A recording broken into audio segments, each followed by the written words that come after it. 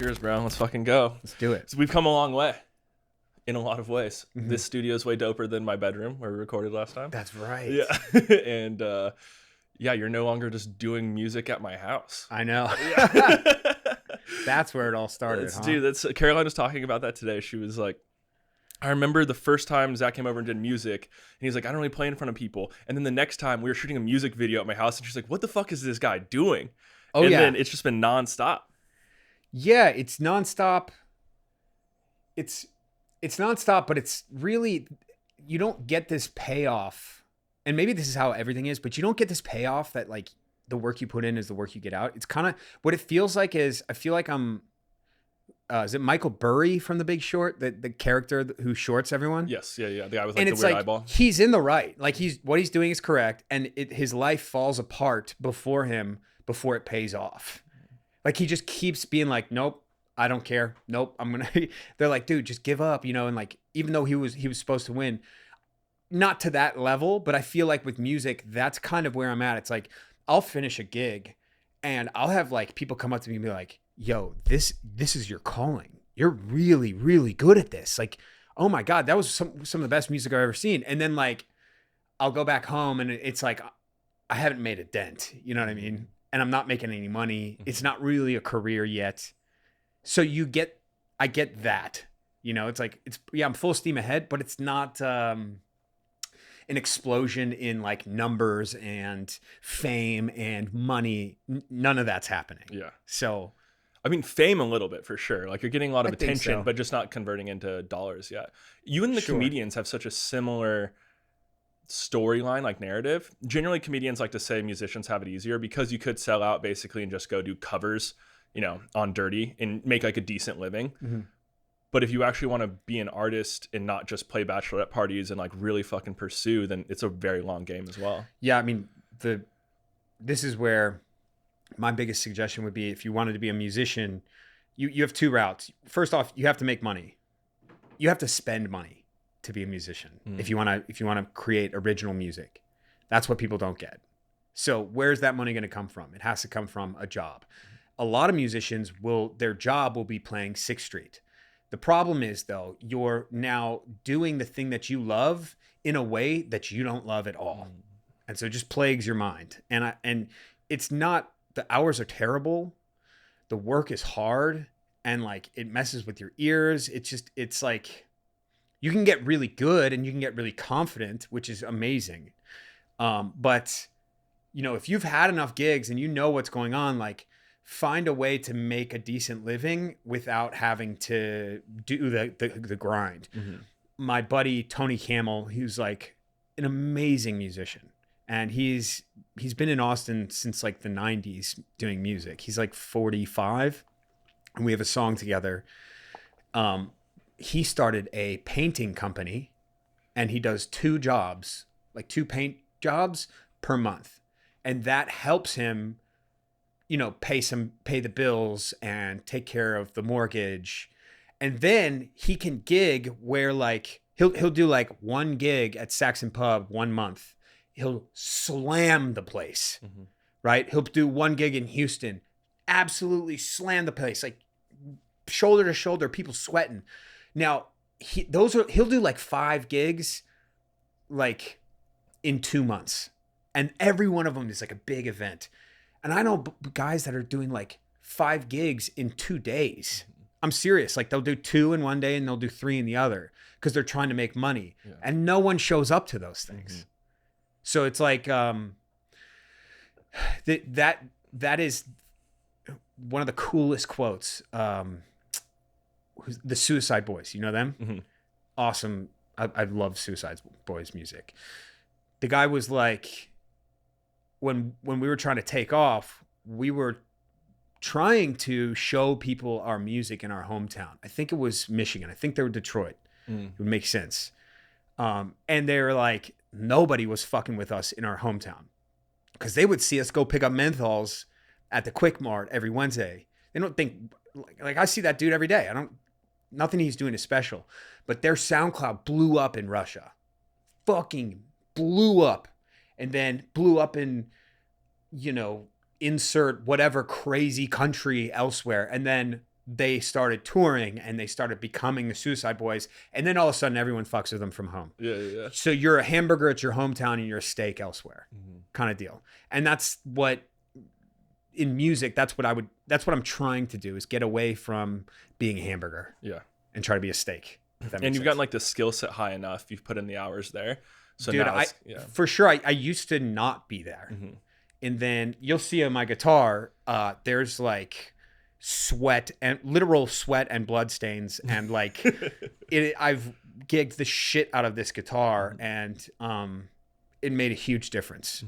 My voice has gotten better, and I'm not necessarily training it. People are like, dude, did you take voice lessons? And it's like, no, I just told myself in my mind, like, you're a singer. And even if I don't really believe that, what happens is I get on stage, dude. And then it's like, okay, well, you might as well start singing. And that kind of makes you believe you're a singer. Fuck yeah, it does. You know? Yeah. Like I would like, that's my thing with imposter syndrome. And yeah, I'm just spouting off here. I'm just firing, if that's okay. Please fire away. That's my thing with imposter syndrome, is like, it's inevitable to have. But the way you can battle it is by setting yourself up to not have a turnaround. You can't turn around. It's a one-way street. So the greatest example of this was, I was just playing a bunch of theaters for Chris. I was opening for him, and they were packed theaters. And it's like, okay, Zach, you're up in 2 minutes. I put on my guitar, I tune my guitar. Then they're like, okay, go out there. And I'm like, I swear to God, like even now I can feel my heart race. Yeah. I'm just thinking about it. I'm stepping out on stage, and once I start walking, it's a one-way street. I can't walk back to the curtains. You know what I mean? Yeah. I got to go straight to that microphone. Yeah. Now I'm at the microphone. I'm not going to stand here and, freak out. I got to plug my guitar in. Now I'm plugged it in. I got to say something. Good evening, Austin. How we doing? Okay. Now I'm going to start playing my guitar. All right. Well, I can't turn around now. I might as well start singing. Then I start singing, and then I finish the song, and then everyone claps, and I go, okay, I'll do that again and again. Next thing I know, it's, a half hour in, I go, thank you guys. And I walk off stage, and I have no idea what just happened. Yeah. And the imposter syndrome still might be there. It still might not. But like at every step, there's no way for me to turn around. And next thing you know, you just finished a set in front of 1,500 people. And that's my biggest way of like getting around that, for sure. This is like the least cool version of that story, but like I grew up pretty claustrophobic, and then I had a few things happen where it intensified. And I was at Harry Potter World or whatever in LA, and my sister and I went on this ride with the Weeping Willow, and it fucking stalls with the thing too big for like 15 minutes, and I was claustrophobic as fuck, and I'm just sitting there like, oh god, like this is like my nightmare. But I was like, I'm stuck on the ride, and then we go to get off, and like, hey, you guys can skip the line to make it work for free. Or you can skip the line for free since it broke while you guys are on it. And I was like, fuck it, Katie, I have to get back on this. Like, I need to be trapped on this. Breaks again. No way. But it was fine. I was like, okay, I got through that little like panic attack. I've been on that ride. Dude, it was crazy. A sick ride. Yeah. Did it break on you? No. Okay. It was a sketchy ass ride. No, it was a sick ride though. But yeah, dude, that's been the ride so far. That's been what I've been doing so far. It's like, I don't even know if I have self-belief really. It's just, I just have to do the next thing. You just keep fucking going. You have to. Yeah. Dude, so one of the things that you were talking about with your homie, Tommy, you were saying it was the guy who's selling out like the five. Oh, Tony. Yeah. Yeah, I should remember Tony. So like, I think artists did this a lot earlier, especially artists in Austin, which is this concept of like self-patronage. And, they would be able to do music, or they would do lighting for South by, and that 2-week period would pay $30,000, and they would be able to play music for the rest of the year, kind of pay for their year. And now I've watched it kind of go onto the internet. Like, you've self-patroned yourself from YouTube to support your music. Like, George has self-patroned himself from his ads business to be able to write. I'm doing that to be able to podcast through my other businesses. And it's like the thing I find most fascinating around what's going on with kind of the more creator culture in the world is we now have these people who are really smart at other things being able to be their patrons. You don't have like the Medici family anymore to be able to create whatever the fuck they want on the other side of it. Now you do have kind of the all-seeing eye of attention that you have to placate into. Yeah. But do you feel like the music career you're on right now could have been possible in any different era? It's hard to say. Not the way that it's happening. No. And I always think about, because I was in a very good band in high school. I was a drummer. And it's funny because it was always at my house. I was always calling the band, making sure it showed up. It was always my amps, I organized everything. And then we'd have practice. And then we got really good. And when we graduated, we didn't even say anything. We just never played together ever again. And I was like, well, wait, music was a huge part of my life, but what if we graduated and we're like, all right, let's do this thing. Like, let's go for it. We're 18 years old. Like, fuck college. Let's go for it. I think I would have quit music by now because I would have been dunked on by like so many different things that can beat you down in the music industry. Mm-hmm. But now it's like, the music industry can beat me down all at once. I've got, 250,000 followers who just like me. Mm-hmm. I have more freedom. Having said that, it's still not the greatest position ever to not have any control over a like very volatile industry at all. Like have no say in anything. But that, to answer your question, like probably not. Like, it feels good to have my own market. Like I think about when big bands or big acts, when they sign to a label, they go, sweet, we don't have to do anything anymore. And that might have been the case back in the day, but now it's like, if you have some act being shoved down your throat and it's not done in the right way and the marketing team isn't very good and they're not smart about it, like, no one's going to buy it. Mm-hmm. The market is saturated with people trying to sell things. So if someone's trying to sell you music, nah, not going to happen. Mm-hmm. What happens, what people will take is this guy, Hudson Freeman. I don't know if you saw this. He did this song, If You Know Me.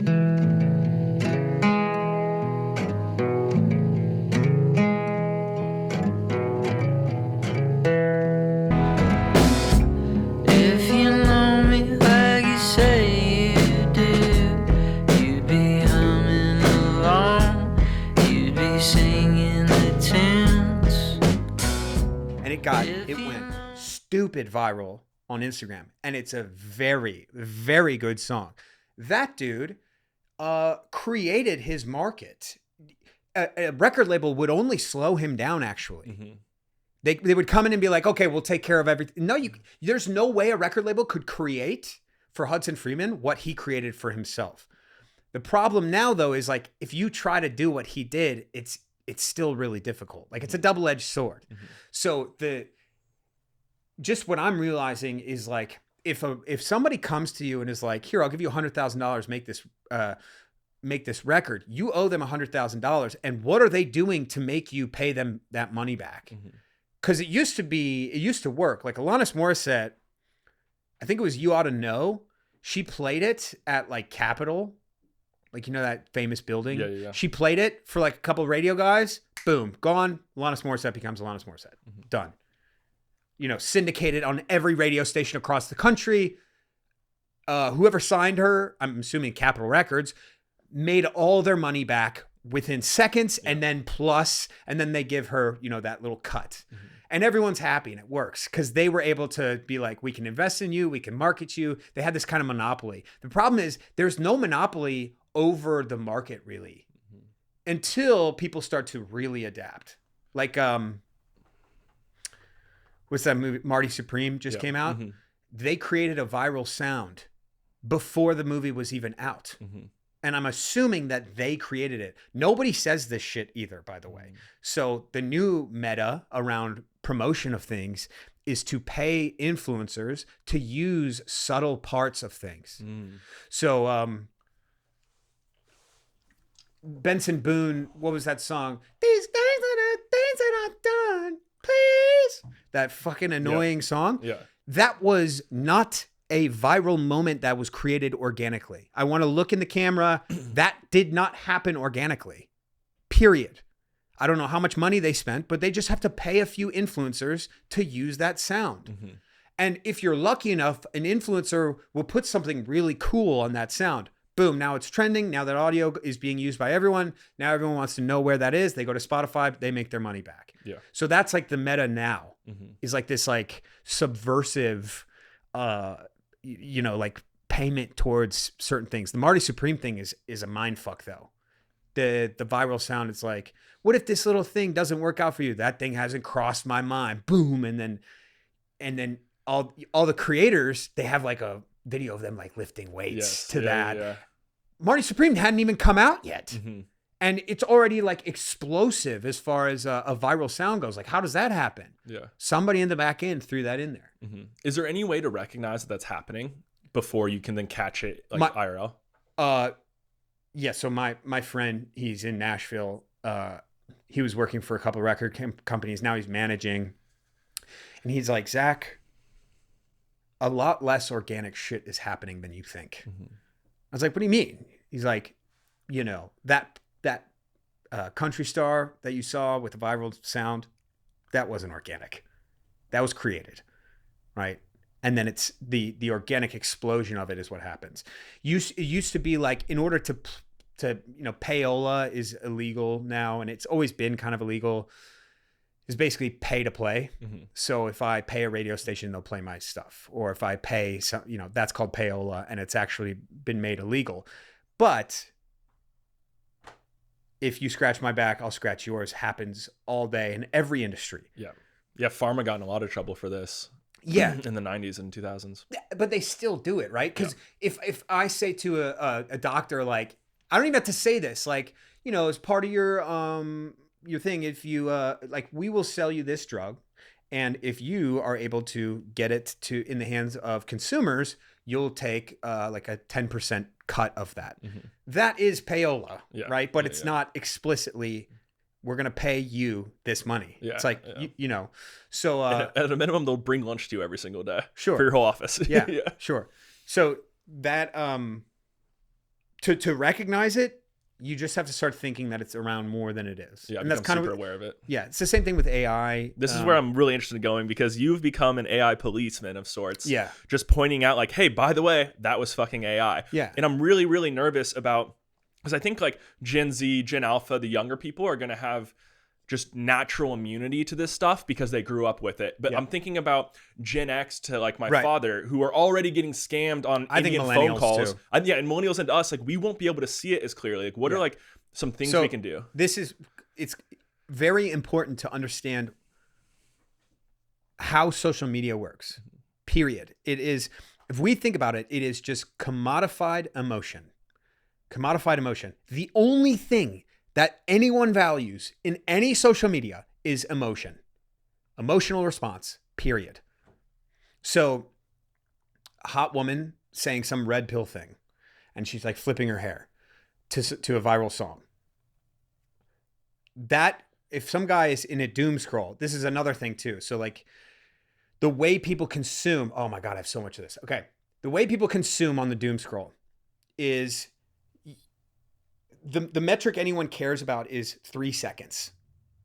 There's an insight on your phone. It says, was this clip able to hold people's attention for 3 seconds or more? So that means people are swiping on average every 3 seconds.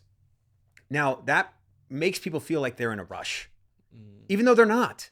They're spending more and more time on their phones than ever. They're not in a rush, but the way they consume is in a rush. Okay. So now you're sitting back, you're in a rush. You read something that triggers some sort of emotional response. Because you're in a rush, you're not going to take time to sit with it, observe, and then comment. You're just going to comment. And then that comment's going to get a reply from someone. You're going to be like, wait a minute. No, I disagree with that comment. I disagree, blah, blah, blah, blah. But it's all on an AI bot that created it. That wasn't a real thing that you're responding to. I just saw one the other day, and I'm going to make a video on it. I don't know exactly what she said. It was like, the women are going to find out that the men who wrote long text messages were really the keepers or something. And all the responses are from men being like, it's so true, blah, blah, blah. It's so true. I give my heart to women, and women, it's kind of like red pill vibes. Yep. And it's AI. It's a bot, right? That was not a real woman. This is a scammer to try and get you to click a link. And the way that I know this is the account was created 4 weeks ago. There's already 70 posts with pretty much the same iteration of the same thing. It's really obvious, right? And all the videos, this is like the least human thing ever. But that video has comments. Not one of them says that it's AI. Not one. I saw some dude who's like, oh, but you're 21 years old. Shut up. You don't know anything about life. Hey, dude, she doesn't know about anything because she's 4 weeks old. Yeah, because she isn't. Yeah. Period. It's not a real human. Yeah. So my thing is, at least for now, we need to look for scammers that are using AI, because scammers can scale like crazy now. If you think that somebody creating 100 reels and finding the best iteration can't be done 1,000 times over, you're an idiot. It took absolutely zero effort to create an AI that was believable to get people to emotionally respond, to get this thing rolling. And so all you have to do is click on the profile, observe patterns just a little bit, and be like, oh, that's AI. I won't respond to that emotional way. Yeah. But people won't do that because they're completely pacified into this. I need to think of a term for this. Yeah, we need a term for it. Yeah, like it's, you know what I mean? You're in a rush, but you're not rushing. I've realized this, bro. There's like your firefly is fully going, but you have nowhere to go. but you have nowhere to go. Yeah. You're relaxed, but you're sprinting. Yeah. It's insane. There was and what it causes people to do is get this really kind of selfish, it's me. This is my experience. You owe me the experience. How can you entertain me? Because I'm the arbiter of what I see. I get to scroll. Me. Okay. So there's this TikTok, and this girl was like, here's my bean soup recipe. And somebody was like, somebody goes, what if I don't like beans? You know, and you're like, okay. Like, just because you consume this thing doesn't mean you have to be involved. Doesn't mean the world revolves around you. But because of the medium, you think that the world does revolve around you. It's this passive, me-focused thing. And it just, the world blitzes before us. Like, it's just fucking going past us. Dude, this is where I love science fiction so much, because this is her, but it's in a completely different medium than what we expected it to be. Dude, it's not just her. It's every sci-fi. Yeah. And it's always the passive human. Yes, getting fat and Wall-E. Yeah. Yeah. Just letting Wall-E the world is happen. crazy, bro. I rewatched it recently, and it's so on point. I don't think I can't watch it. Dude, though. it's so on point. I don't think I can watch But it. this is where we it's like with the clothing line, like the reason we built it was a reaction to this. It was to like that moment in time and how much of cyberpunk has happened, and we don't even realize it yet. Like, instead of the sprawl that you got in like Blade Runner and shit, what we got was the scroll. And it's this same thing. Instead of like the ephemeral nature of human, like of human beings existing, it's actually the ephemeral nature of human attention span. And with trial reels, dude, I think that is so fucking wild now. Like, I think that's a whole new level that I was not expecting to see. Okay, this is my other theory too. That's really important. Success, it can come if you're looking at things like a business. The idea of business is the binary. It's like, I have the duality. You know, I have the yin and yang, right? And that was purposeful. But it's like, there's business and there's emotion, and and you just leave emotion out of it, and you get your business. So if you're doing well on Instagram, people don't matter. The numbers matter. So you can just lie. And there are entire accounts of people just lying, and they don't care because it's not their real life. There's this woman who she's like a mom, and she has like 4 kids, and it's like her life. And she just makes reels that charge people up. Like, there'll be a video of her husband at a restaurant talking to the waiter, like ordering, and then it'll have like music over it. And it'll be like, my husband only talks, like, my husband won't talk to me, but will talk to a pretty waitress. Their relationship is fine. Yeah. You know, the family, like, she has completely separated the real life with the internet life. What do the comments do? What do you think people that consume that? Fuck him. You should divorce him. Yeah, that's not real. Yeah. But the thing is, if I say, hey, that's not real, they go, yeah, but the point still stands. That is fucking, this is when things are scary, bro. This is when things, because people, it's the Stockholm syndrome of being conned. If you are invested emotionally in a con, and then someone says, "Hey, this is a con," they go, "Yeah, but the point that I was making was correct, right?" It's like, no, there is no point. There's no point. It's fake. It's a fugazi. It doesn't exist. And you're arguing a thing that stemmed from something that doesn't exist. And now you're arguing this thing, which could exist if this really did exist. But they're like, yeah, but my point here, that still stands. And then when people start arguing like that, that's when we know we're fucked. When I point out that something is AI, and you guys shouldn't have a political debate about what an AI did, and they say, no, the thing that the AI pointed out was legit, we're fucked.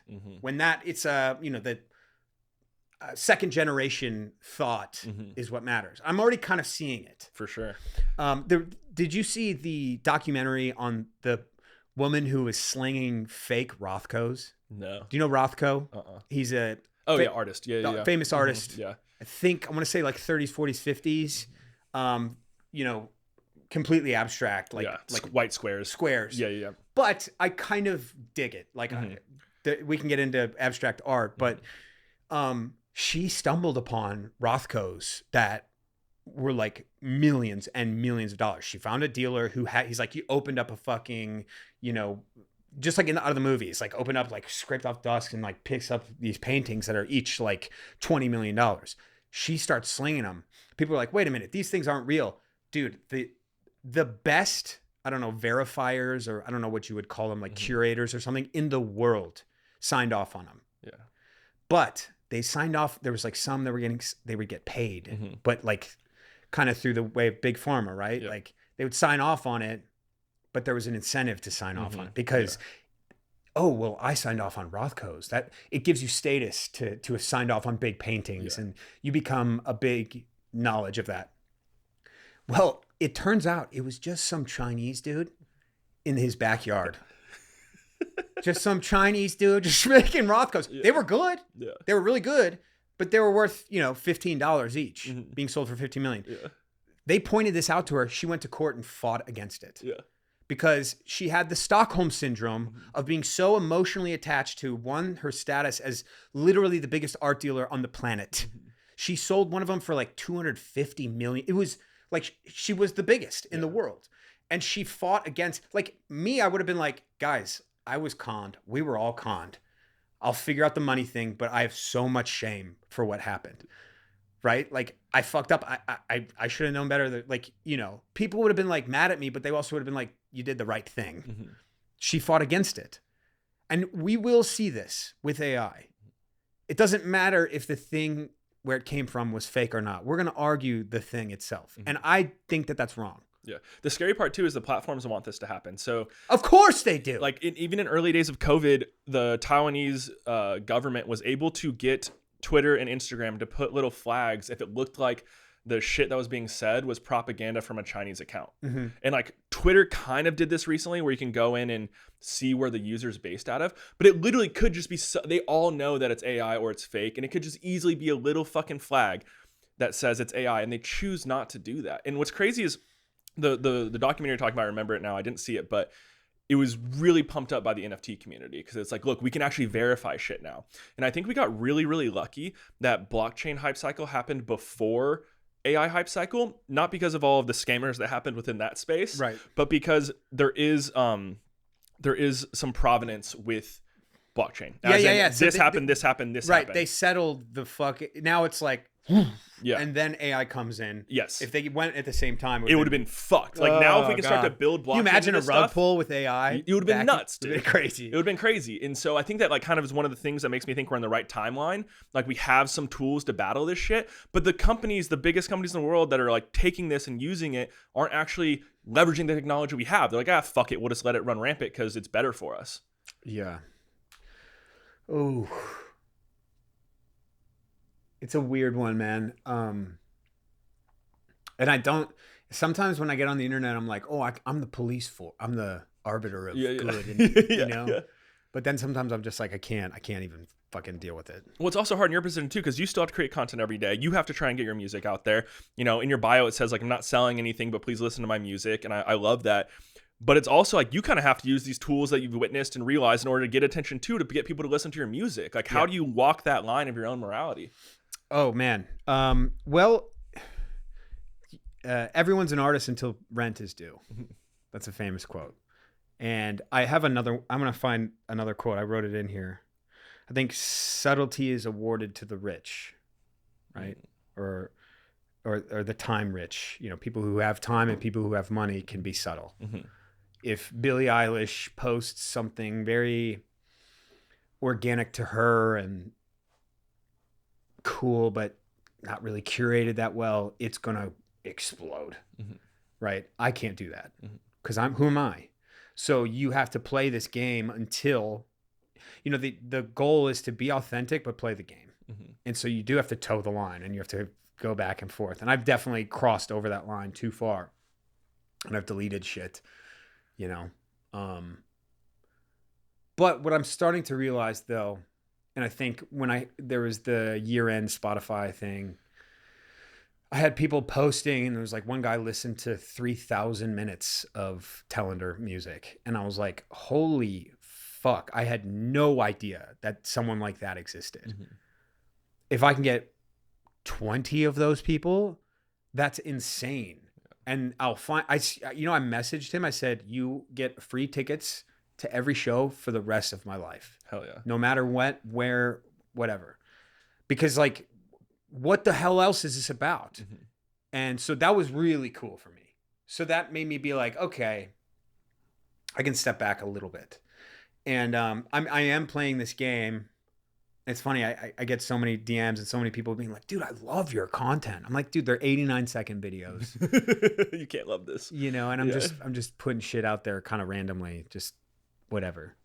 And I think what's funny too is like, I care a lot if people think that detracts from my art. Oh, you're a content creator. You're not a musician. And I can't convince people to not believe that.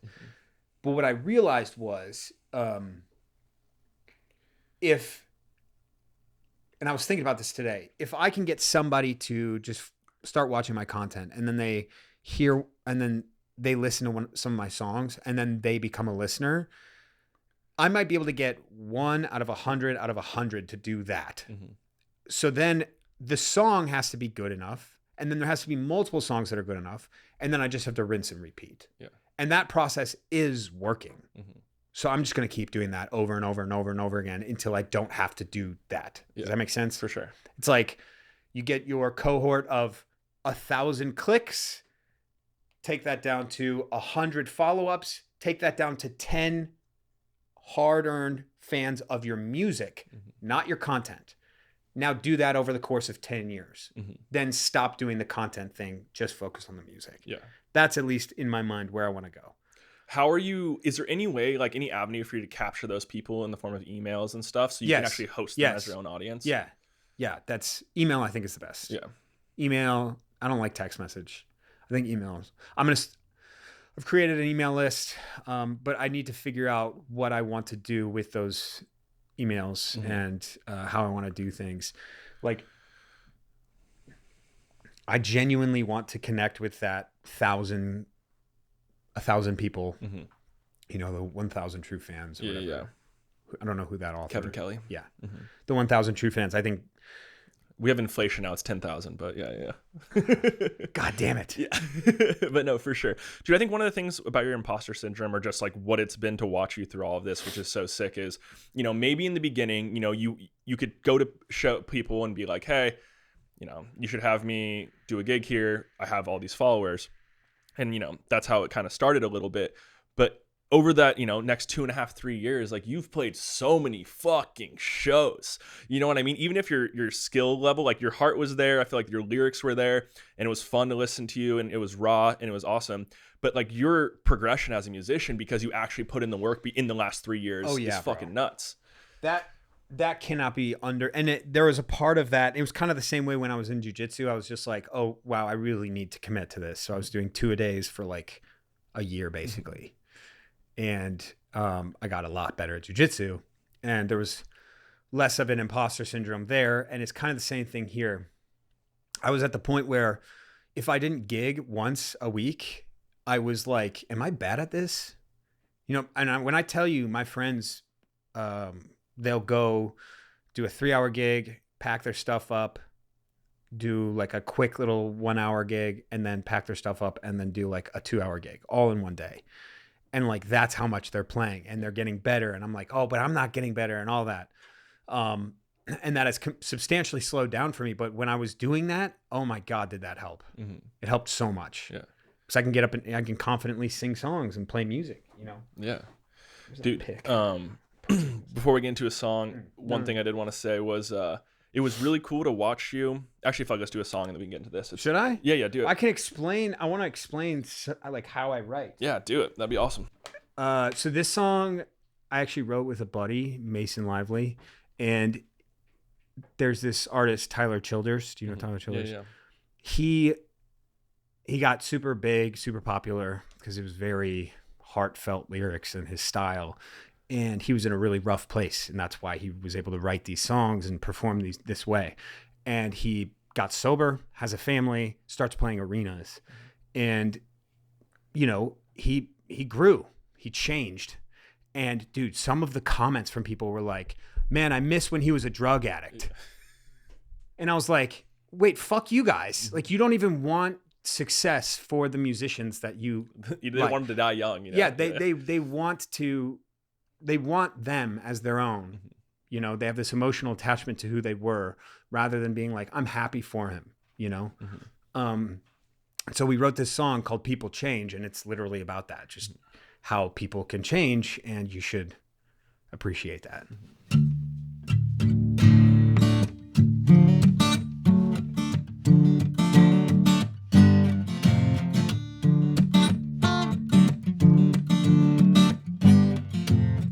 Let me guess you're tired of the country boy moving up and moving on. You throw a fit soon as he gets a hit, 'cause he ain't singing that same old song. Well, he's on the greener pastures, he's got some mouths to feed. Well, he's done paid his dues and he's already cut his teeth.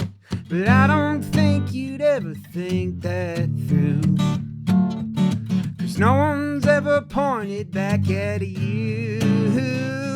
Just wait till you got something to lose.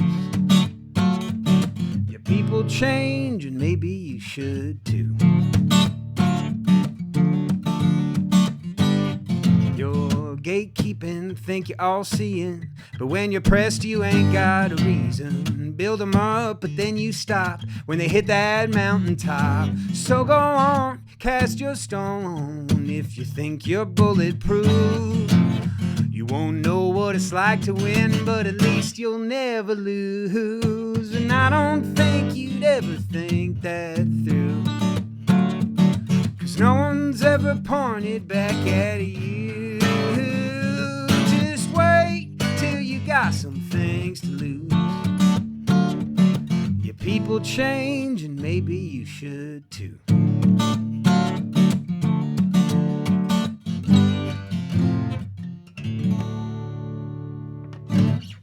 Let's go. Yeah. Pretty sweet. Yeah, dude. What's like when you're writing with somebody else, what's that process like? Well, I've had good writes with someone else. I've had bad ones. I need to learn how to be a little less controlling sometimes. But on this one, Mason, I was like, dude, so this is actually tuned down a full step, if that makes sense. So basically this is called E standard, EADGBE, right?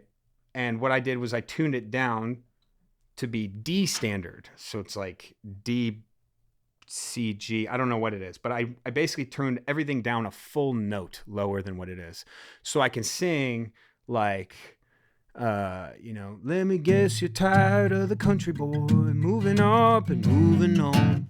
Now this would be, if I took the guitar at Guitar Center off the wall, it would have to be here. Let me guess you're tired of the country boy, moving up and moving on. You throw a fit soon as he gets a hit. You see the difference? Yeah, for sure. So I basically was like, let's tune the guitar down so I can sing it easier. It just happens easier. That's the biggest hack that I've ever come across being a new musician. Yeah.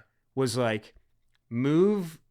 This is a capo. It just makes the pitch higher. Move it up and down until you find what's comfortable for you. Okay. Rather than trying to do it the other way.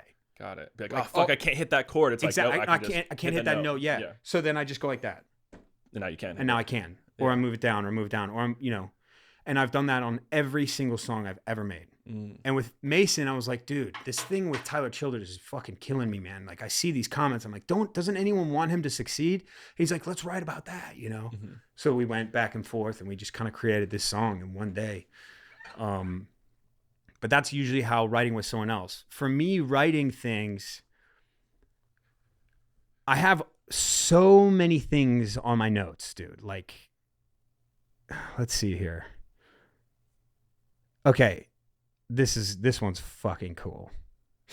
It says, I'm smoking on these cigarettes to cauterize the wounds you left. So I wrote that one day, and then I was like, how can I implement that into a song?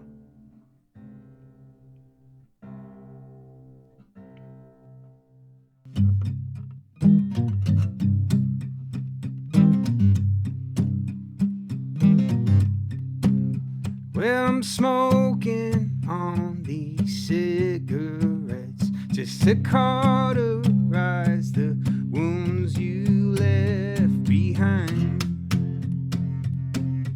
All you left behind.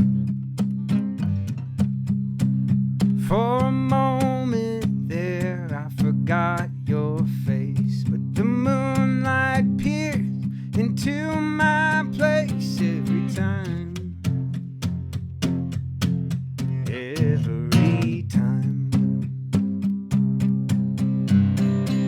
Right back where I promised I wouldn't go.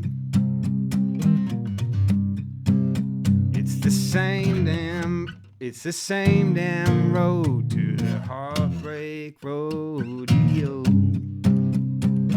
So it started with that line. I just wrote that in my notes and then forgot about it. And then I was just playing this. And then I pulled this up and I was like, and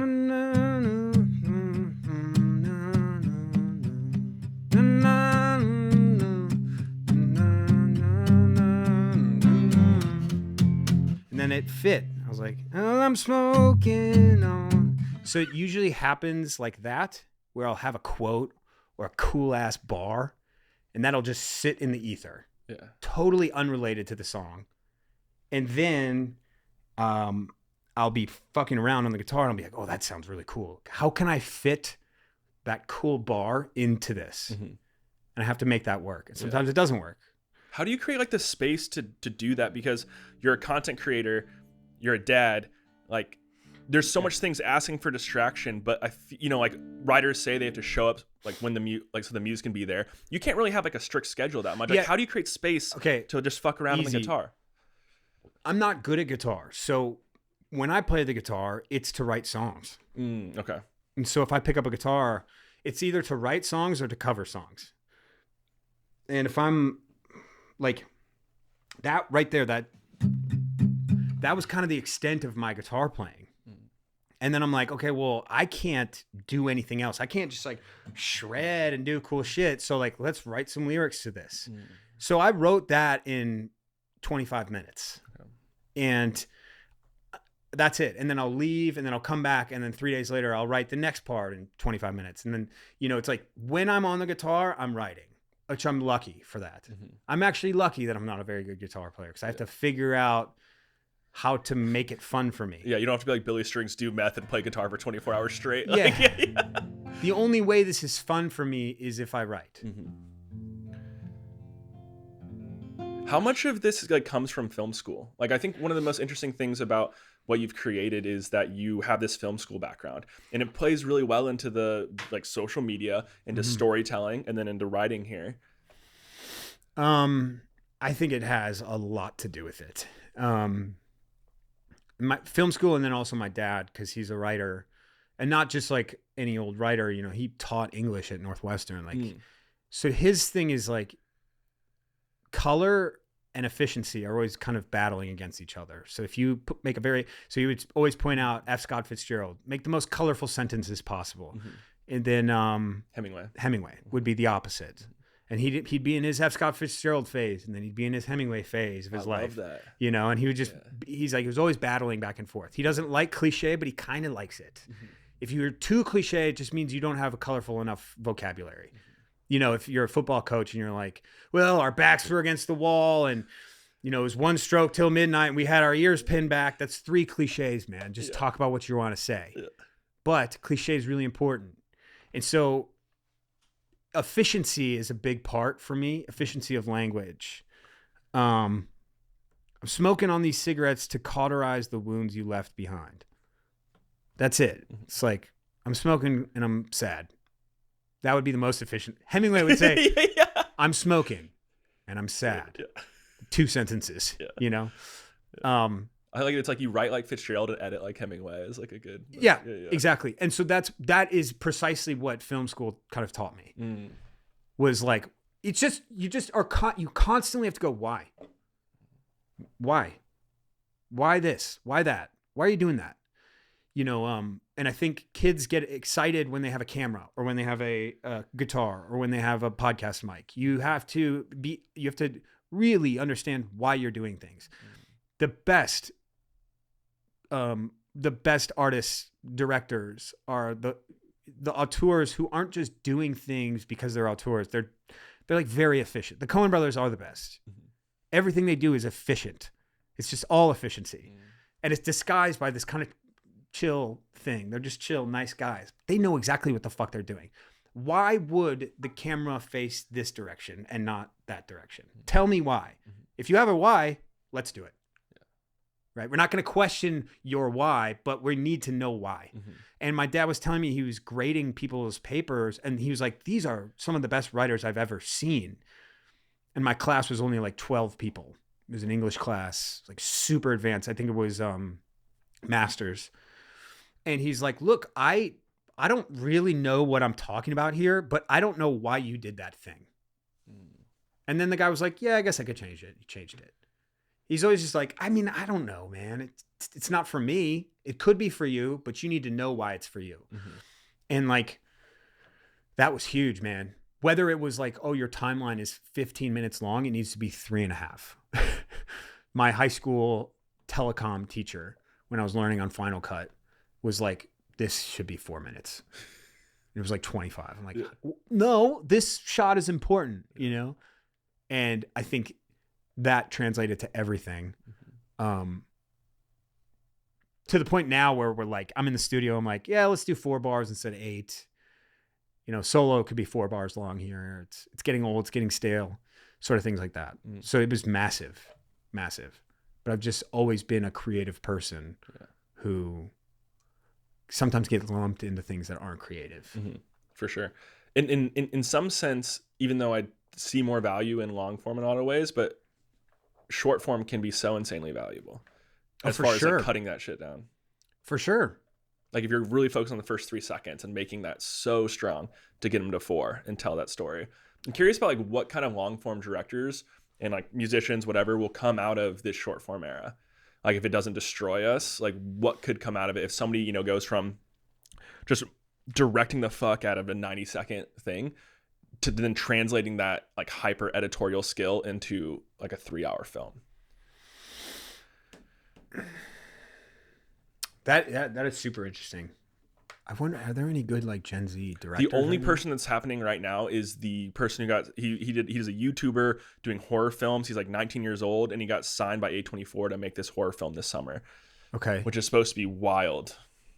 That's the only person I can think of, and I don't even remember his name. Yeah, but it's like, you know, it's hard to, the form is never really going to change. 90 minutes is always just so money. Mm-hmm.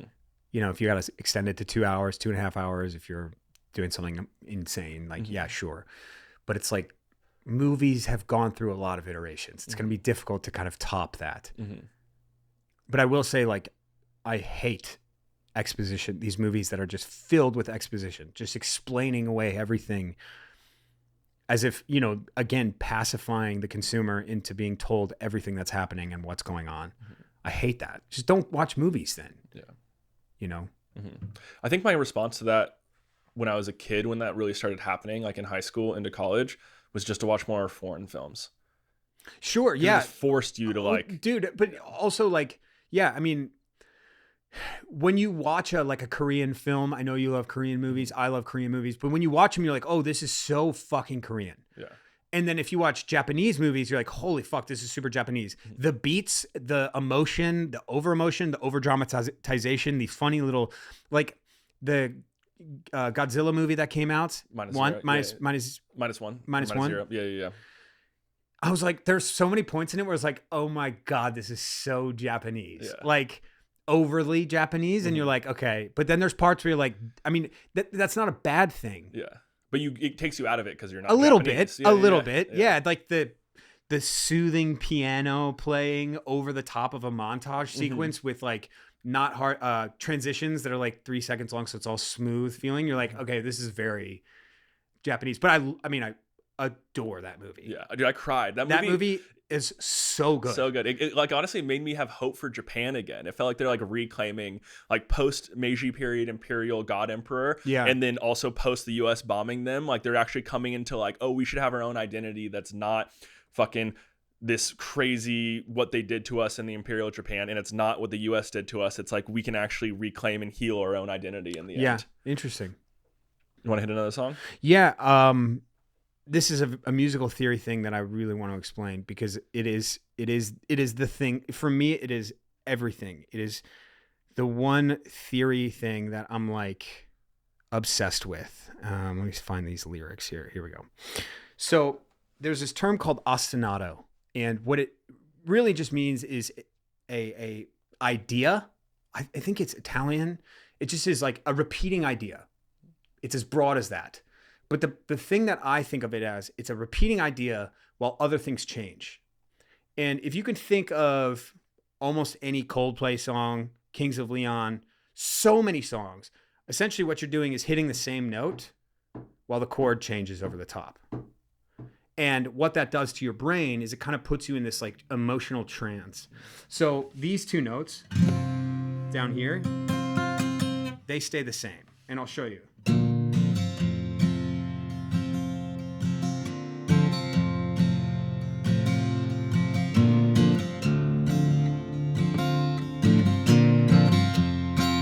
Hear that?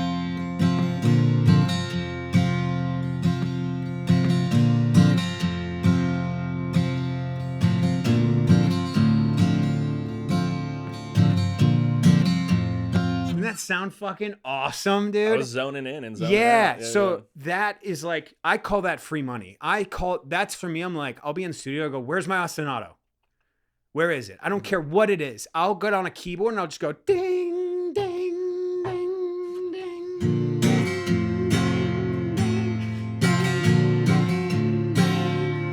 I don't care what it is. It has to do that. Yeah. And it's everything to me. Fucking Blink 182, bro. Anything that's anthemic in any of those pieces of music always has this massive ostinato in it somewhere. And I could point it out to you. It's why we all love Blink 182. We're just obsessed with it. You know, the composition of those albums and those songs is so unbelievable to me. And that has been a massive influence on my life. Mm-hmm. So I wrote this tune, you know, doing that exact thing.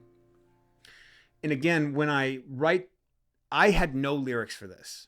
So I was going like, na na na na na na. Okay. Na na na na na na na na na na na na na na na. I love that. So I was like, okay, I have the melody now. I just have to, what am I going to write about? What am I going to say? So I go, shake off the rust, my baby. Wipe off the grease. I was like, what does that mean? I literally wrote that. I was like, what does that mean? Yeah. You know, shake off the rust, my baby. Wipe off the grease. Okay, this could be somebody telling their loved one, like, pick yourself up again. And I'm like, oh, this is perfect. I'm going to write this about Caroline because she's had a brutal year postpartum. Mm-hmm. And so I'm like, the whole thing of this song is to tell her like because you don't want to say get your shit together to somebody who's postpartum. Yeah. But you want to be like, hey, we got this and we have to get it because we have to keep it together for the family. Mm-hmm. So I was like, okay, now I know the subject matter, I know the melody, and I know the first 2 lines. Mm-hmm. Then it just spills out, if that makes sense. Okay, so here it is.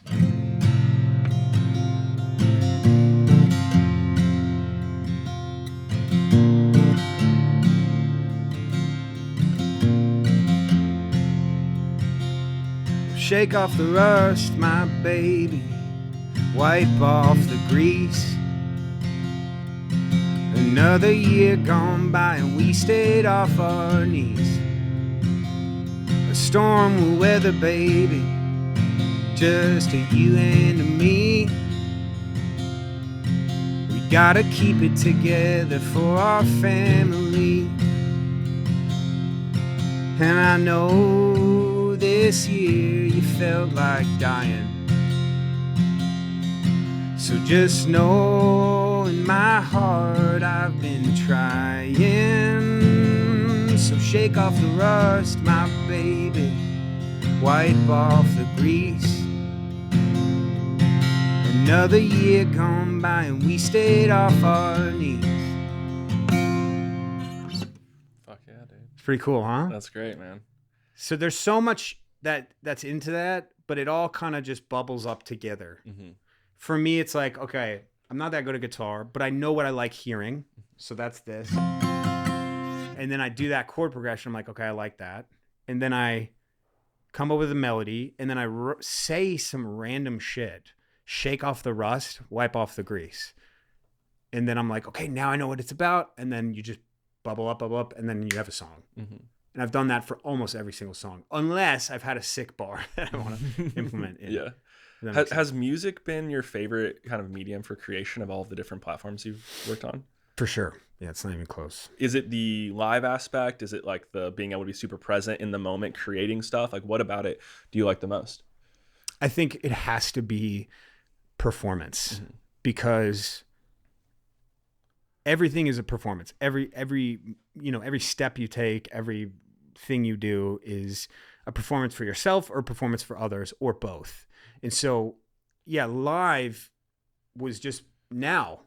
I was just performing live, but I also will be by myself and I'm performing live, and I'll be in front of a crowd and I'll be performing live. So it's like, I'm digging every one of those so much, so much. And I think sometimes when I'm like recording videos, I'm not necessarily digging the creation of it. I'm digging the outcome. Yeah. That's where I really thought like the internet was such an interesting part of the artistic experience, because it kind of takes Duchamp's like sculptures, making the person a part of the actual experience to as far as it can possibly go, to where like you're actually like you're dependent on the viewer in order to get your stuff in front of more people. Like it's such a central point of it now. Like, did it take it too far? How do we feel about it as artists? Well, I think that you can't ignore the viewer. You can't ignore the audience, because the audience is you. And literally it's you. You're the one who's observing you, but then also these humans are reflections of your perception of them. And so they can't always be completely wrong. There's that thing, it was like Liam Gallagher or Noel Gallagher, whatever one of them, he's like, Louis Vuitton, they're not asking what people want. They're showing them and telling them what they want. Sure, that might work for a while, but at the same time, people want what they want, and you have to believe in consumerism to a certain extent. So it's that balance always has to exist. And I think art, it's not I don't think that is a sacrifice. I really don't. You can make it a sacrifice, but like all of those auteurs, like Jean-Luc Godard, all I can't think of their names. There's like the big four French fucking cinematographers. You know what I'm talking about. They didn't just do shit to like jerk off as auteurs. They want to see, they'll literally in the theater watch people watch their movies. Okay. So there is something there. They want to do things through the lens of the viewer. Otherwise they wouldn't do what they're doing. Hitchcock, you know, of course, Hitchcock determined what he wanted, but he also got off by watching other people watch his shit. Kubrick, easily. You know, those are guys that like, they are the auteurs. They are the best, but they need an audience. So that balance is always there. It has to be. Yeah. I think the what we talked about earlier with like the weaponization of it is the most damaging, where people manufacture the attention versus like someone capturing a moment. Like I think of Guernica all the time by Picasso, which it captured this moment. Which one is that? It's the giant bombs? one. Yeah, the bombs. Yeah. After the city, like Spain had bombed its own city. Yeah. And it has like the bowl coming out, and it's like very surreal. And I think about that because it was, you know, at some level he was putting himself in a lot of danger to make that, but it was an expression of the moment in time of what was capturing Spain. And I think that's why it hit so deeply. And then you have that happen, and that really makes you somewhat of an artist. And then later in his career, when he's just signing fucking roosters, right? That was a different thing. Yeah. So so Guernica doesn't exist without audience. It doesn't exist without moments in time. Yeah. So that's where it's like art has to be a reflection of things in time, but sometimes it doesn't. That's where like you get the, you know, the modern art that like people just don't understand is because they aren't relative to anything. And it really makes you question what the fuck is going on at all. Yeah. Dude, it was so funny. I was at the Art Institute in Chicago. It's like I walked into a room, I turned, and there's just like, oh, Picasso right here. Yeah. It was like just up on the wall randomly. Like we were in some other room. I think there was like a Monet room, and it was insane, like literally insane. And then like we were like, okay, well, let's explore the rest of the Art Institute. It's like Norman Rockwell right there. Fucking, you know, it's just crazy. But yeah, I think art is such a funny little thing. I love the idea of like artists just being like, yeah, well, this is where I die. You know what I mean? I mean, Coppola is probably the best version of that. For sure. Yeah. Fuck you. Fuck you guys. I know it's bad. Whatever. Yeah. Fuck off. Fuck you guys. Yeah. This is what I wanted to make. Yeah. Yeah. I sold a vineyard for this. I don't give a shit. Yeah. Exactly. But at the same time, like, I think, you know, even to the abstract art that people don't understand, like I really do, because that was really popular at the same time that people were becoming very, you know, like post-modernism, right? And it is this moment where people are like nihilistic as fuck. There are no rules. Form doesn't matter. Function doesn't matter. Like people are giving up their, like all the academics are basically like nothing matters, you know? And so then it was like, oh, this is an expression of that time period. Yeah. I mean, and then the big thing was shitting on postmodernism from like the dark web in 2016. Yeah. You know, like Marxist postmodernism is all negative. It's like, I feel like the postmodernists in France in like the 50s and maybe even like late 40s or whatever were so not about the things that a lot of these guys were complaining about. It became very like stupid and to start complaining about postmodernism as like a whole. Yeah. Obviously everything to an extreme is probably bad. Yeah. I think that the thing that like the Jordan Petersons whatever like tried to hit on and really beat us over the head with it was when you don't have some amount of meaning, then that vacuum creates an opportunity for power. Right. Well, then the other one creates an opportunity for power as well. For sure. And that's, again, it's the different people who are in power, right? It's just a power transfer. Yeah. It becomes like the people who created the rules are in power versus the people who made it chaos are in power. It's a duality. Yeah. Everything is a sliding scale. And everything is, you know, dose makes the poison, all of that. It's the scale of how far you want to go in each direction. Yeah. Dude, before we go into another song, I don't know. One of the things I really enjoy about your career has been how well you can pivot and just like go all in. And it's really inspired me because I want to like tipper check this with you, but I'm thinking about becoming a rapper and giving this all up. Are you being serious? Yeah. What do you think about that? Why are you smiling right now? I don't know. Chris asked me to say this. I don't know why. Oh my God. I was just like, Chris was like, say this. I was like, okay. Oh my God.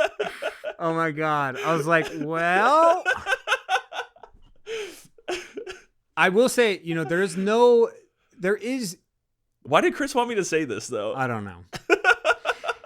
There is no, when people are like, go all in on something, I'm not sure that I always agree with that. I don't like that. I never did like that, like burn the boats or whatever.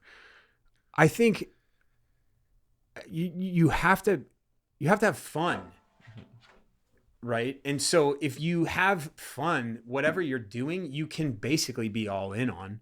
Like I just showed you those songs, like that's fun for me. But I can, that's me going all in. Like I can't go any more all in on that. What could I do? Anything else is like a performance to try and show people that I'm all in on this. Like fuck that. I don't need to show anyone anything. Like how can I write songs harder than I'm doing it right now? I don't think I can. So, it's the romanticization of certain things and isms and sayings that can bother me quite a bit. I was actually just talking to someone, he's young, he's 23. And I was like, he's like, someone mentioned, it's this thing called monk mode. And I was like, oh, okay. Yeah. You're on that part of your life. Yeah. I was like, yeah, that's nice, man. Like focus on, and the way he was talking about it, he's like, man, everyone back home is so like, they're so okay with mediocrity. They're so cool with, their shit lives and all this stuff. And I was just like, well, monk mode is cool and all, but to me, nothing is really important at all. Nothing matters if you don't have other humans. And so what people fail to mention when you're going all in on helping yourself is that you still have to work for others. Like if your friend says, hey, like, let's meet up for coffee, like that's work now. And you have to go, if you want, that's important work. Now, if it's your same buddies that you've been hanging out with all year, getting blacked out every night, being blacked out, going like, yeah, don't do that. Okay. But people don't have this level of nuance when they make these isms up and these rules and these theses. And like, they don't think about the sliding scale. I truly, like, I had so many people when I was like, ask me anything. People are like, dude, I'm 32. I have no friends. How do I make friends? So many. And I said, the number one thing you need to do if you want friends as a 30-year-old or higher is to work. It's hard work because, and it's only getting harder too, because guess what? You've got disposable income. You're pretty responsible to have made it this far, right? If you're paying your bills and you have disposable income and you're 32 years old, you're pretty responsible. So the odds of you being like, look, I can stress out really hard about having a social life, or I can stay home, watch some TV, go to bed, wake up and go work out tomorrow. The odds of you taking the latter is so much higher, and it's only getting higher. And there has to be a voice being like, no, fuck that. Like, I don't care if it takes work. I need to work for my friendships. Every one of your friendships when you're 16, 17, 18, they're all proximity. You go to high school with them. Yeah. So you're going to be friends with them. So that is not work. When you think about social life, it's literally zero work. You don't work for your friends. You're forced to. Yeah. You don't work for your friends. All of it has to come easily. All of it's sitting back, passive. When you're in your 30s, this is it. Like, you're probably not going to have any friends for the rest of your life unless you get them now. And the way that you maintain those and keep those is communication, or like literally meeting up for coffee for 45 minutes. You have no idea how big of a deal that is. Like, I had, big relationships that I have with people. And this was when I was like coming up in music, massive artist. We were chatting and he's like, yeah, I'm in Houston. I was like, oh dude, I'm in Houston too. I lied. Yep. And I drove 2 hours out there to have lunch with him and come back. Yeah. You could, as long as you don't take an ambient before driving there, you could probably make it. So good. That's a whole nother story. Yeah, it's a whole other story. But dude, I mean, especially having a kid, bro, like now your time is so crazy. Like when you think about like committing to something, it's like, whoa, dude, do you know what like I'm saying no to right now? Yes.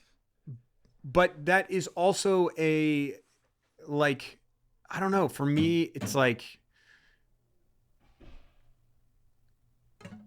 it's something to fight against a little bit now. One of, if not my favorite interviews of all time is Jack White. And he's talking about, it's called These Great Northern Lights or something, Under These Great Northern Lights. And it's basically a documentary about the White Stripes touring through Canada and like going to crazy places in Canada.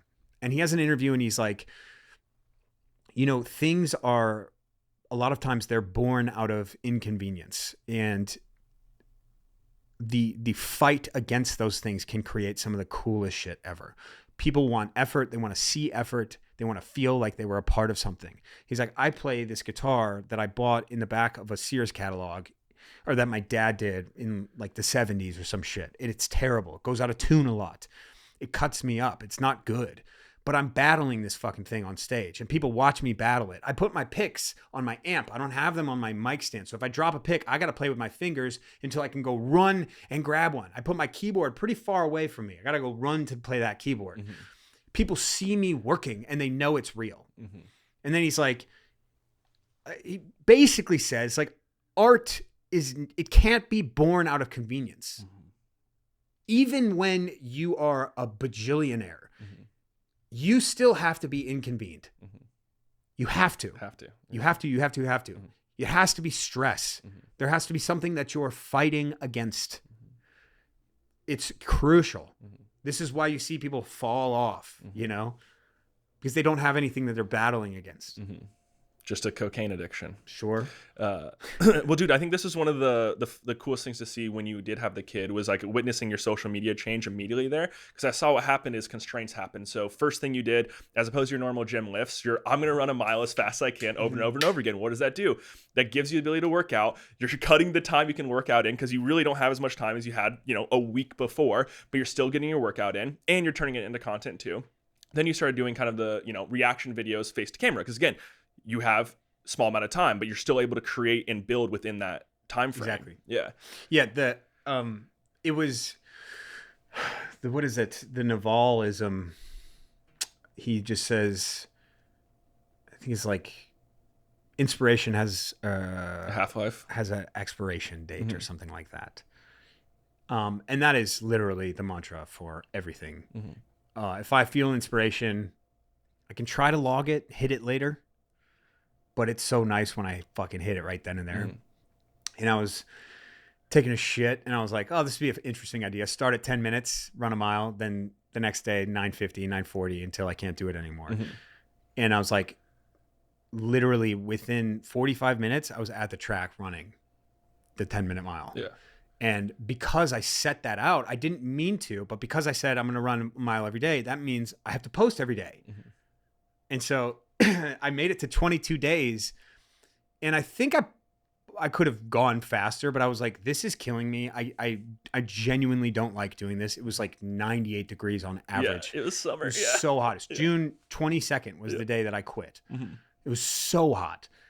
And I was like, well, I did 22 days of posting in a row, so I'm going to continue posting. And I also ran at least a mile for 22 days in a row. So I'm going to post every day and I'm going to run a mile every day. Mm-hmm. So now I'm on like day 212 or something. Damn, dude. That's actually crazy. Gnarly. Yeah. Yeah. I haven't stopped since then. June 1st was the first one and it is January 2nd right That's now. fucking awesome, yeah. dude. And like the compound interest on that is nuts.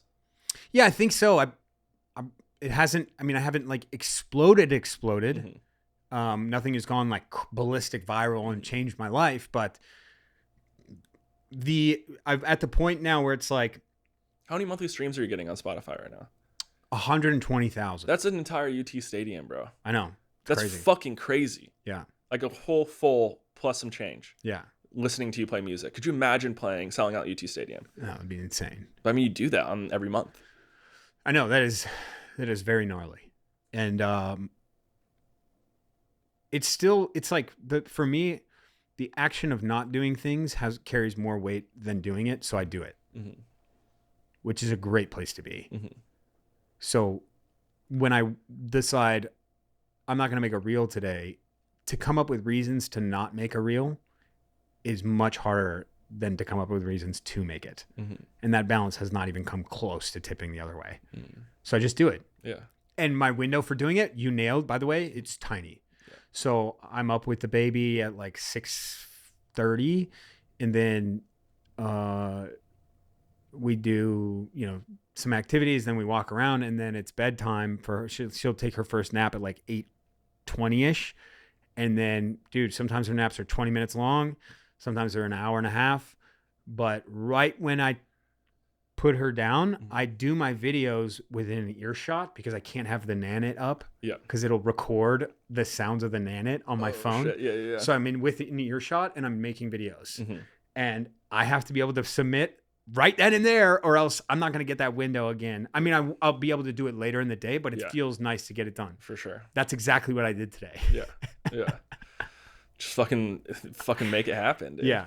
And I think, you mentioned that I don't have any sponsors. I just have my music. That was a very purposeful thing. Because I'm genuinely asking people to check out my music. And I know it's actually not that big of an ask. If you have a Spotify account that you already pay for, it's free. It just takes your time.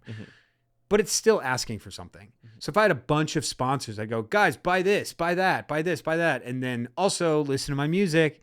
Like, which one is it? Yeah. At some point, I will take on a sponsor, but it'll be like more of a blue chip type of thing. And they'll be more of a partner. Where what they're literally doing is allowing me to live my dreams. Yeah. This is not a way for me to make money and do bougie things. This is literally a way so that I can support my family while I pursue my dreams. Yeah. And that's a totally different thing. Yeah. That where I was before with sponsorship, just make money because you need to make money. Now it's like make money so you can fucking live your dreams. Yeah, for sure. Yeah, fund the passion, bro. Fund the art. It's people underestimate in the creator space a lot how much asking for multiple things takes away from it. Like I've had clients go on the biggest podcast in the world, never mention their podcast, but talk about their brand or like a sponsor's brand, and their podcast gets 0 more listeners. And you go on Rogan and your podcast gets 0 more listeners after like a 3-hour podcast because they're selling, fucking liver orgasms or whatever. Well, I think that is the saturation of the podcasting world. It is like 2021, early days. Interesting. Yeah. So the Red Clay Strays were on Rogan. I'm friends with those dudes. And I went and just looked at their YouTube and I saw just tons of comments saying, came here from Rogan. Never heard of these guys before. Man, are they good. Yeah. Every one of their videos, like some of the top comments. Yeah. You're like, that's a big deal. Yeah. Well, I'm not saying that you can't drive stuff. What I'm saying is if you sell the supplement instead of the thing, nobody's going to go. Yes. I was just saying because like that's where it's an advantage to be an artist on Rogan. Yeah, because you're selling your shit. Yeah. Like if you're kind of in the Rogan sphere, like a lot of people just know about you already. So like a comedian, I don't know if it's it's still probably special to be on Rogan as a comedian, but it's not as special as it used to be. For sure. It can't be. Yeah. But if you can do Theo, Rogan, Matt, and Shane, then you're fucking, you're going. Right. Well, hell yeah, man. Let's hit another song and then get you back to your family. Let's see here.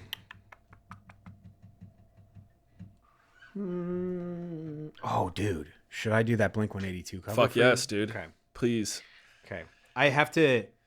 Yeah, dude. Did you hear that at all? Did you see that? The one where you're laying on the ground? Yeah.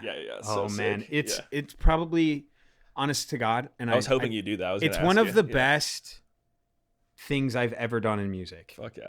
What was the theory of not moving at all during it? Oh, I was just fucking around. Okay. I was kind of like, the reason why I wanted it to, I don't know, just wanted it to make it look surreal, kind of like, but that took, 2 seconds. I didn't even really think about it. So this is another really interesting thing. Okay, I'll just play the verse and chorus. Let's see here.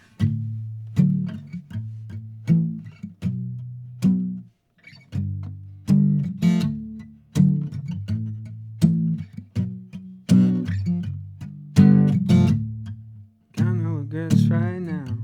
The air is so cold and no. Let me go in her room. I wanna take off her clothes. Show me the way to bed. Show me the way you move. Fuck it, it's such a blur. I love all the things you do. Faith fell short this time. Your smile fades in the summer blaze. Your hand in mine. I wanna. Yeah. Hell yeah. So that was what I do with cover songs a lot. Is like I wanted to cover Olivia Dean's talk to me, be the man I need, baby. Talk to me, be the man I need. It was like a super, number one song right now. You know that song. And I was trying to sing it and it just didn't work. And I was moving the capo up and down, trying to find my key, and I just couldn't do it. So that actually happens to me quite a bit with covers. And I was like, man, feeling this. Madden 2004 for GameCube. Right on the main screen is like, get ready for action. I got regrets right now. I'm feeling this. Then it's gonna go. Dude, that would have made me play Madden if I knew this. That's awesome. Yeah, so that was the first song on the play screen. So it's like that was the first time I heard that song ever, and like I was like, oh my god. I've actually recently started listening to that song again because I've re-fallen in love with Blink-182 because of all of their like little musical motifs that they use, and I realized how much influence it has on me. Like I was explaining to you before. And so I'm listening to that song. I'm like, fuck, do I love this song? Holy shit. Everything about it, like all the moments, all the composition. And so I was like, okay, let's cover. I have an Adam song cover as well. That's one of my favorite songs ever made. But this one, I was like, okay, let's just look up the chords for this. And it's like, I was just like, I was doing this. Got no regrets right now. The air is so cold and numb. Let me go in her room. I want to take off her clothes. And it's like, that didn't quite work. I wanted to go, guess right now. That little change at the end. And then I was like, okay, well, what if we played that a full step down? Now I'm like,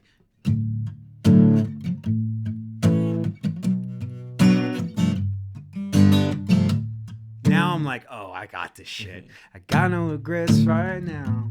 The air is so cold and no, it's just easy to do. So I'm like, and once I feel that it's easy, I'm like, oh, this is gonna be so good. And I'll just play. And I recorded it with my buddy, and we just nailed every moment of it. Like, got no regrets right now. The air is so cold and low. Let me go in her room. I wanna take off her clothes. Show me the way to bed. Show me the way you move. Fuck it, it's such a blur. I love all the things you do. Fate fell short this time. Your smile fades in the summer place. Your hand in mine. I'll leave when I wanna. Yeah, so I was like, oh, I picked the right key. Yeah. I picked the right chords. It's perfect for my voice. Like, let's just make magic. And we fucking nailed it. Hell yeah. It's just such a great feeling doing that shit when you cover and stuff. So. And it visually was really interesting as well. So. Yeah, well, we had a vice clamp with and we just clamped. We had a Sony and we just vice clamped on rafters like this. Yeah. And I wanted to lay on the couch that was right behind it, but the vice clamp only went one way, so I had to lay on the floor, and it actually ended up looking kind of cool. For sure, yeah. Because that Oriental rug or whatever that we were on. Yeah. So, yeah. Dude, what do we think about the future of fucking Top G after he loses this boxing match, dude? Top G, Andrew Tate. Dude, I don't know, dude. I mean, this is one of the points of you can lie so much about things and then reality hits and it was like, oh shit. Yeah. Fuck. Yeah. I don't know. Fuck Andrew Tate. I don't want to, but I do Are you love. still a subscriber to Hustle University? Dude, that was a nightmare trying to unsubscribe. I bet it was almost impossible to unsubscribe. Really you probably had to hard. change your credit card. It was dude. really hard. Yeah. For those who have no idea what's going on, I lost a bet and I had to subscribe to, what's it called? Hustle's University or something like that. Hustler University Yeah, or whatever. It was so funny. That was really fucking funny. That was a great And trip, then bro. unsubscribing to it was really difficult. Yeah. But it's the idea, it's the separation of audience and reality. Mm-hmm. And I actually mentioned this before. There's this guy on that I always criticize, and I'm going to stop criticizing because it's just not cool to do. But he will say anything and everything and anything. He's just like a hot dude, and he'll prompt anything on the screen. And then the funnel leads to his OnlyFans. He's like a porn star. Yeah. But he'll say things like believe in God and like wait for the right girl, all this shit. It doesn't matter. None of it's real. And then he'll post like a video of him talking to camera, like seriously. And you're like, wait a minute. I thought you were just a liar and you're just using humans as people that can buy things, which is fine. Go do that because that's what, the internet's not real. So you can't turn around and say, oh, the internet's real now. The people that I interact with are real. You can it would be the opposite of authenticity maxing. Performance maxing. Performance maxing.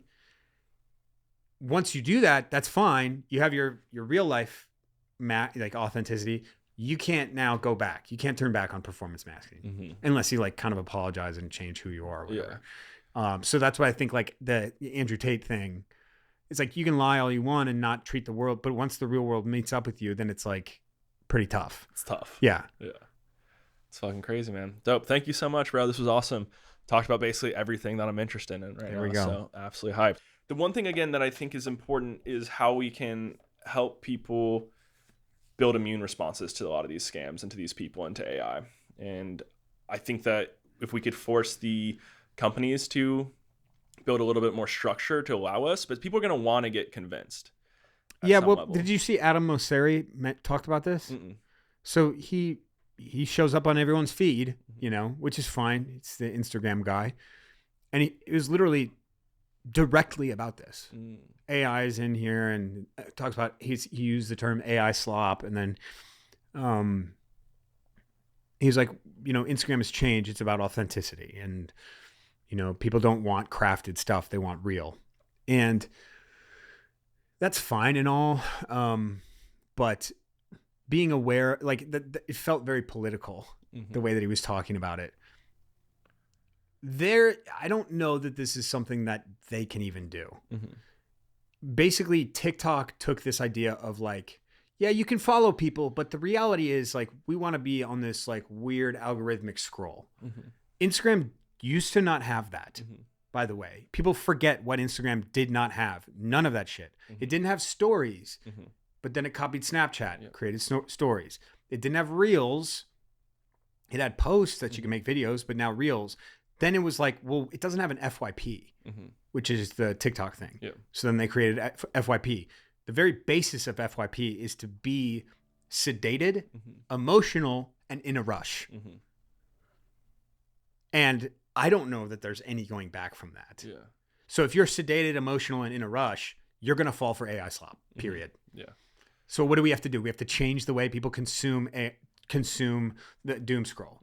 That's what I'm shouting from the fucking mountaintops, bro. I'm saying, hey, if you see something, just take 5 seconds to click on the profile and just do a quick scan and you'll be like, oh, this is a scammer.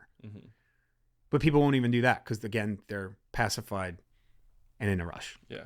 Distracted. And emotional as shit. Yeah. And triggered. Yeah, I feel like we just have to demand a little bit more. Like, everybody as an individual, just be like, I actually really respect myself and my time. But that's hard to get people who are in a rush and emotional.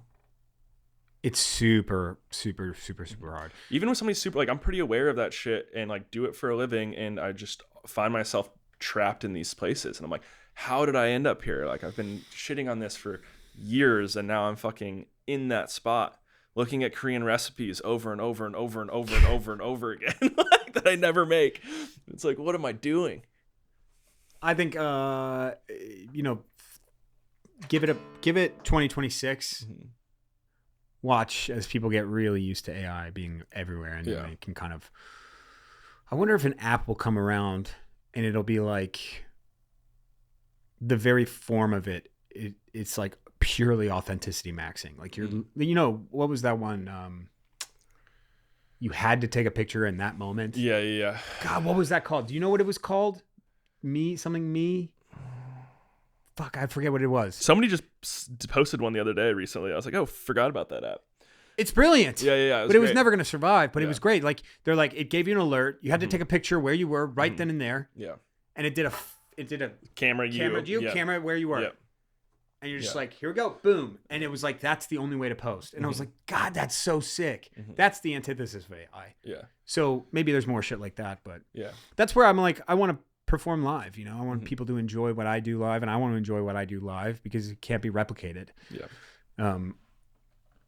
Yeah. So Oh yeah, dude. Well, fuck yeah. Go see Telander live wherever you can. also, album comes out, full When? length, February 27th. Let's go, baby. Yeah, Fuck fully yeah. done. Took Congrats, me a dude. year and a half. Let's go. So Fuck yeah, man. That rules. Check out the album, and yeah, keep an eye out. I think, are you still playing at the Continental Club on Wednesdays with the boys? Or? no, I have not booked any gigs for a while. Okay. I'm kind of it was purely album. Oriented. Album. Yeah. And so then it'll be more touring and stuff like that. Yeah. If you're in Austin, keep an eye out on his Instagram. If he does Saxon Pub, that room rocks. Yep. You crush it there. That was fun as fuck. But love you, man. Let's go. Thank you guys so much for your attention. Peace.